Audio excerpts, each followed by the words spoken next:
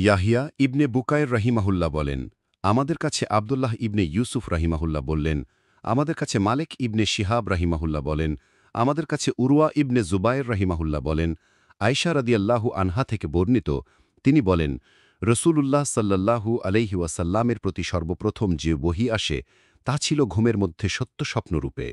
যে স্বপ্নই তিনি দেখতেন তা একেবারে ভোরের আলোর ন্যায় প্রকাশ পেত।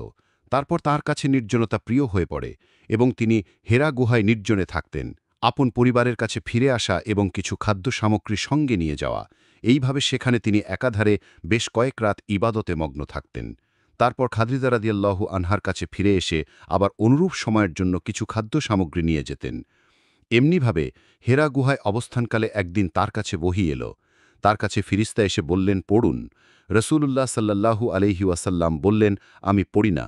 তিনি বলেন, তারপর তিনি আমাকে জড়িয়ে ধরে এমনভাবে চাপ দিলেন যে আমার অত্যন্ত কষ্ট হল। তারপর তিনি আমাকে ছেড়ে দিয়ে বললেন, পড়ুন। আমি বললাম, আমি তো পড়ি না। তিনি দ্বিতীয়বার আমাকে জড়িয়ে ধরে এমনভাবে চাপ দিলেন যে আমার অত্যন্ত কষ্ট হল। এরপর তিনি আমাকে ছেড়ে দিয়ে বললেন, পড়ুন। আমি জবাব দিলাম, আমি তো পড়েনি। রসূলুল্লাহ সাল্লাল্লাহু আলাইহি ওয়াসাল্লাম বলেন, তারপর তৃতীয়বার তিনি আমাকে জড়িয়ে ধরে চাপ দিলেন। এরপর ছেড়ে দিয়ে বললেন, পড়ুন। আপনার রবের নামে যিনি সৃষ্টি করেছেন মানুষকে আলাক থেকে, পড়ুন, আর আপনার রব মহামহিমান্বিত। তারপর এই আয়াত নিয়ে রসূলুল্লাহ সাল্লাল্লাহু আলাইহি ওয়াসাল্লাম ফিরে এলেন। তার অন্তর তখন কাঁপছিল। তিনি খাদিজা বিনতে খুয়ালিদের কাছে এসে বললেন, আমাকে চাদর দিয়ে ঢেকে দাও, আমাকে চাদর দিয়ে ঢেকে দাও। তারা তাকে চাদর দিয়ে ঢেকে দিলেন। অবশেষে তার ভয় দূর হল। তখন তিনি খাদিজা রাদিয়াল্লাহু আনহার কাছে সকল ঘটনা জানিয়ে তাকে বললেন, আমি নিজের উপর আশঙ্কা বোধ করছি। খাদিজা রাদিয়াল্লাহু আনহা বললেন, আল্লাহর কসম, কখনো না, আল্লাহ আপনাকে কখনো অপমানিত করবেন না। আপনি তো আত্মীয় স্বজনের সাথে সদ্ব্যবহার করেন, অসহায় দুর্বলের দায়িত্ব বহন করেন, নিঃস্বকে সাহায্য করেন, মেহমানের মেহমানদারি করেন এবং দুর্দশাগ্রস্তকে সাহায্য করেন। এরপর তাকে নিয়ে খাদিজা রাদিয়াল্লাহু আনহা তার চাচাতো ভাই ওরাকা ইবনে নাউফেল ইবনে আব্দুল আসাদ ইবনে আব্দুল উজ্জার কাছে গেলেন, যিনি জাহিলি যুগে ঈসাই ধর্মগ্রহণ করেছিলেন। তিনি ইব্রানি ভাষায় লিখতে জানতেন এবং আল্লাহ তৌফিক অনুযায়ী ইব্রানি ভাষায় ইঞ্জিল থেকে অনুবাদ করতেন। তিনি ছিলেন অত্যন্ত বয়োবৃদ্ধ এবং অন্ধ হয়ে গিয়েছিলেন। খাদিজা রাদিয়াল্লাহু আনহা তাকে বললেন, হে চাচাতো ভাই, আপনার ভাতিজার কথা শুনুন। ওয়ারাকা তাকে জিজ্ঞেস করলেন, ভাতিজা, তুমি কি দেখো?